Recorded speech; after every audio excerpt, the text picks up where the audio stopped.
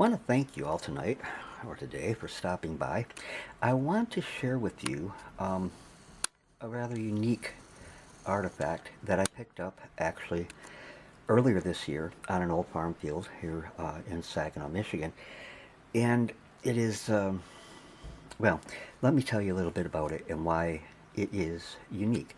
Before you judge the piece, though, I'd ask that you watch the entire video and look at the stills at the end, okay? Sometimes amazing discoveries are made quite by accident, and such is the case with this particular piece. As I said, I found this piece earlier this year at an old farm site. It is fairly heavy and wedge-shaped. See, it has the wedge shape to it, and I thought at first that it was a maul. The way it was made, due to its weight, I quite nearly left it though where I found it because for its size, it's very heavy. Size-wise, it's not real big, but it's quite heavy.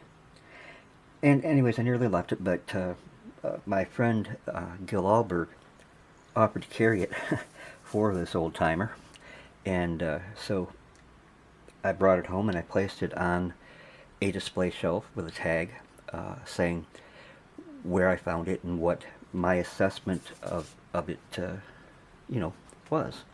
But in retrospect, I've heard many times that an artifact with lines ground into it should be viewed in different light to see what might be found, but I never did it. I found quite a number of artifacts with engravings, but they were pretty straightforward. But looking at this piece head on, you can easily see telltale marks that were ground into it. However, there are also plow marks on it that detract from what the Native American person who worked this stone had done. And by the way, it's fairly easy to tell a plow mark. Plow marks are usually sharp and look like what they are, scrapes on the rock surface. Lines ground in have a different appearance. I can show you better on the back of this piece, but if I have time left on here, I'll do that later. Okay. But the other night, I was doing some dusting, and I had an overhead light, reflector light actually, pointing almost directly down. And I moved this artifact to another shelf, and the shadowing was different. And I could not believe my eyes as I said out loud to myself, "My God, it's a human face." Not only was there a face, but there were also lines ground in which represented the way the face may have been ornamented or possibly painted. And before I continue, I'm going to use another stone here, and I'm going to tip this slightly forward, and you'll see why in a minute. Perhaps you already see the difference I'm talking about, but I'll point it out more clearly in a moment. Okay. The stone is light tan, granular hardstone. For its size, as I said, fairly heavy. My tape measure has mysteriously vanished, so I estimate it measures about 5.5 inches tall by 4.5 inches across, and thickness varies since it's wedge-shaped, but I'd say 3 to 1.5 inches. And while artifacts like this are fascinating, they really tell us very little, especially when they're found out of context and have been bounced around this particular farm field for over 150 years that it's been farmed off and on.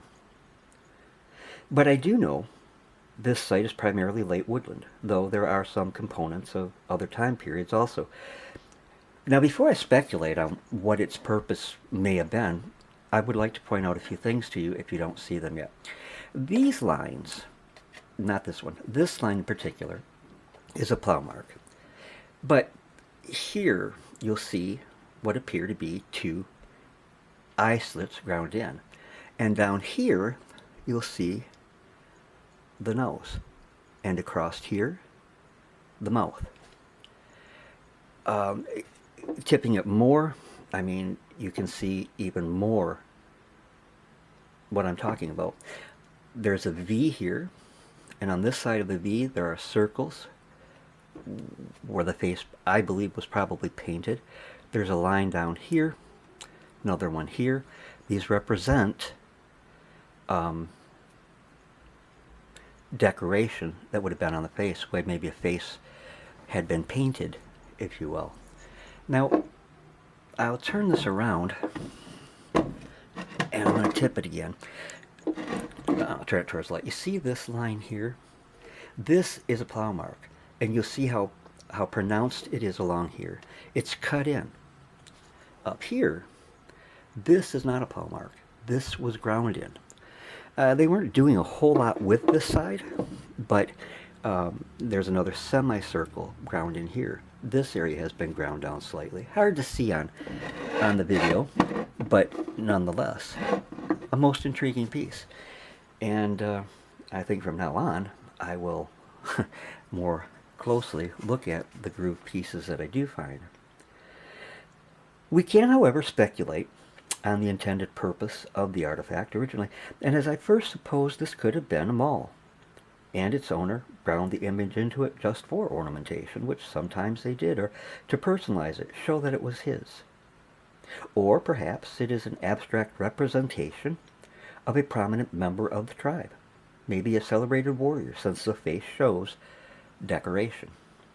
Or maybe it represents a venerated Manitou, or spirit deity. The Native Americans of Michigan had a truly fascinating and colorful lore, and sometimes depictions of the thunderbird or the water panther Mishipishu are indeed found. Of course, this I don't believe is a thunderbird or Mishipishu. I'm just, comparing. But we'll never know for sure. And if we make any call at all, it needs to be made on gut feeling and experience. What does my gut tell me? It's a human face effigy that's been defaced by plow marking. But one lesson I did learn, and I will never forget, is that always check the play of light on a piece that has markings ground on it. So, tell me what you think. I know there will be a lot of people who probably think, well, Dennis, I think you're seeing something that's not there, and that's okay. But I would like to hear from you and what you think of this most intriguing piece found on a late woodland site here in Saginaw area, Michigan. Thank you all for watching. God bless, and you have an awesome evening.